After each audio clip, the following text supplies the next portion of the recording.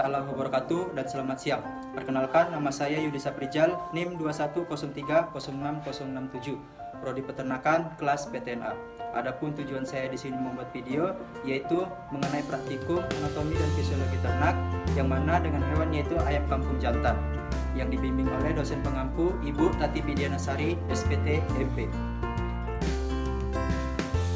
Baiklah, saya akan menunjukkan bagian-bagian eksternal dari ayam kampung jantan.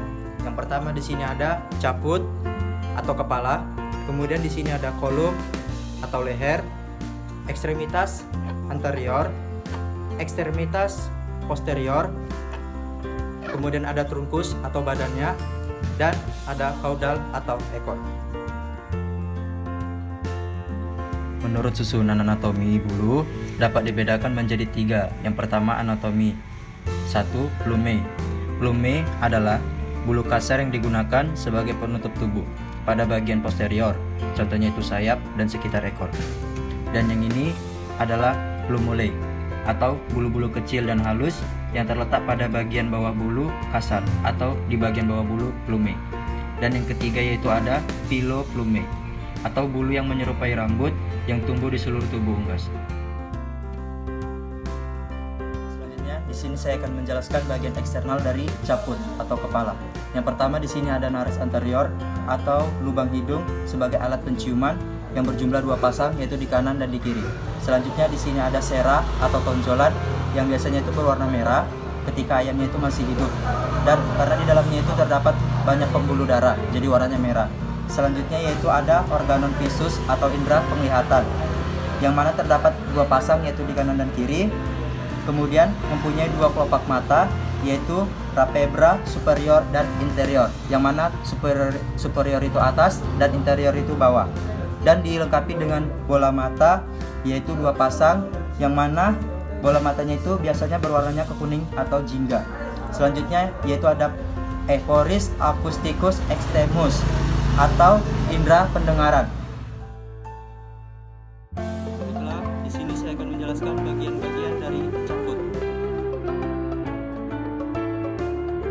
Di bagian caput ini terdapat rostrum atau paruh, yang kemudian itu ada maksila atau rahang atas dan mandibula atau rahang bawah. Lalu di dalamnya itu ada palatum durum atau langit-langit mulut yang bentuknya segitiga. Di dalamnya lagi itu ada kelenjar air liur atau glandula salivarius. Di dalamnya itu terdapat saluran faring. Kemudian kemudian di sini ada laring. Ini laring yang bentuknya itu seperti cincin-cincin. Makanan yang telah dimakan masuk ke dalam mulut lalu dibawa masuk ke dalam esofagus. Nah, setelah dari esofagus ini masuk ke dalam tembolok atau crop. Crop atau tembolok ini memiliki glandula salivarius yang akan menyalurkan salivanya ke dalam crop. Di dalam crop inilah terjadi pencernaan pertama yaitu karbohidrat. Untuk panjang crop ini diperkirakan itu sekitar 5 cm. Makanan yang di dalam crop ini sedikit kasar. Untuk makanan sendiri itu sudah mengarah ke bau-bau asam. Setelah dari crop, makanan akan masuk ke dalam proventriculus yang letaknya bersebelahan dengan crop. Dibawa masuk ke ventriculus atau gizzard yang berfungsi untuk menghaluskan makanan. Teksturnya itu di sini lebih halus, berwarna lebih gelap, dan aromanya itu jauh lebih asam. Nah, di dalam ventriculus ini ada grid yang berbentuk seperti penggiling. Berbentuknya itu seperti kerikil yang berfungsi untuk menghaluskan makanan. Makanan yang sudah halus akan didorong ke intestinum. Nah, dalam intestinum ini ada yang namanya duodenum yang masih menempel di pankreas. Ukuran duodenum ini tuh sekitar 18 cm. Makanan lebih cair di duodenum, lebih kecoklatan dan lebih asam. Jejunum atau usus kosong ini panjangnya itu sekitar 36 cm. Lalu ada ileum yang panjangnya itu sekitaran 26 cm. Untuk warna ileum itu lebih gelap, teksturnya mulai sedikit mengental atau mengeras. Untuk aromanya itu mengarah ke bau atau bau busuk. Kemudian kita masuk ke intestinum crassum, di mana di intestinum crassum ini ada sekum atau seka yang berjumlah 2 buah. yang panjangnya dua buah ini adalah masing-masing itu 10 cm. Selanjutnya itu kita masuk ke rektum. Rektum itu adalah tempat terjadinya penyerapan atau penambahan bakteri pembusuk akibat makanan sedikit lebih busuk yang akan dikeluarkan melalui lubang kloaka. Ini adalah rektum. Dan panjang rektum ini sekitar 9 cm dan aromanya itu membusuk disebabkan oleh bakteri. Berikutnya di sini ada kloaka, di mana kloaka ini adalah merupakan lubang 3 saluran, yaitu saluran pencernaan, alat reproduksi, dan alat sekresi. Kemudian di sini ada alat pencernaan tambahan, yaitu pankreas, hati atau hepar. Kemudian ada kantong empedu. Pankreas itu terletak antara dua denum. Pankreas terjadi di antara kelenjar endokrin dan eksokrin. Endokrin itu berfungsi untuk sekresikan enzim glukagon, membuatnya menjadi karbohidrat. Sedangkan eksokrin untuk pankreas gas. Hati atau hepar, di dalamnya itu ada kantong empedu yang warnanya kehijauan. Fungsi sekresi empedu yaitu untuk mendeteksi racun, menyimpan karbovitamin, memetabolisme protein, karbohidrat, dan lemak. Destruksi sel-sel darah merah, pembentukan protein plasma, menghancurkan asam urat, juga menghasilkan empedu.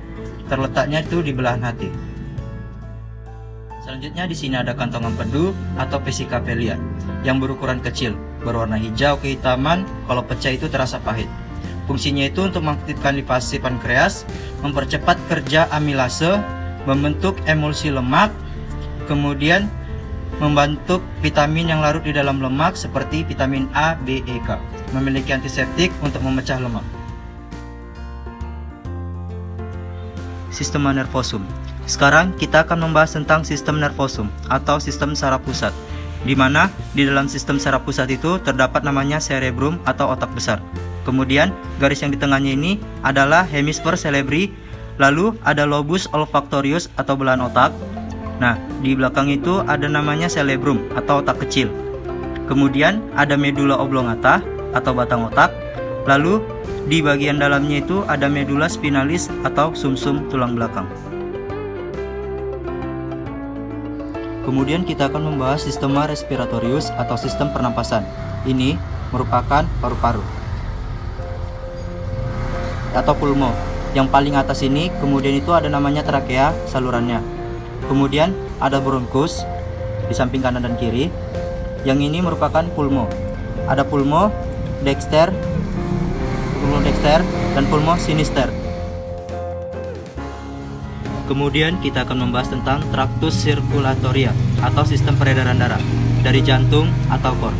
Nah, ini merupakan atrium, ini merupakan pembuluh darah, dan ini atrium kanan. Ini atrium kanan, kemudian ada ventrikel kanan. Lalu ini ada atrium kiri dan ini ventrikel kiri. Baiklah, di sini saya akan menjelaskan bagian skeleton dari caput. Yang pertama di sini pada caput itu terdapat cranium, kemudian upper mandible, kemudian ada lower mandible. Selanjutnya di sini ada cervix atau kolom.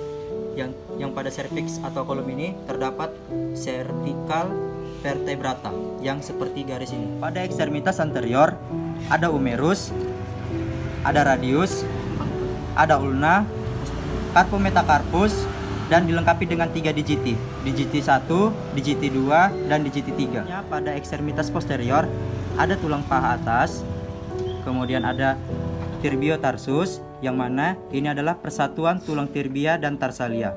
Dan kemudian di sini ada tarsometatarsus, dan ada phalanges 1, phalanges 2, phalanges 3, dan phalanges 4. Praktikum anatomi dan fisiologi ternak dari saya. Apabila ada kekurangan, saya mohon maaf, dan saya akhiri wabillahi taufiq wal hidayah. Assalamualaikum warahmatullahi taala wabarakatuh.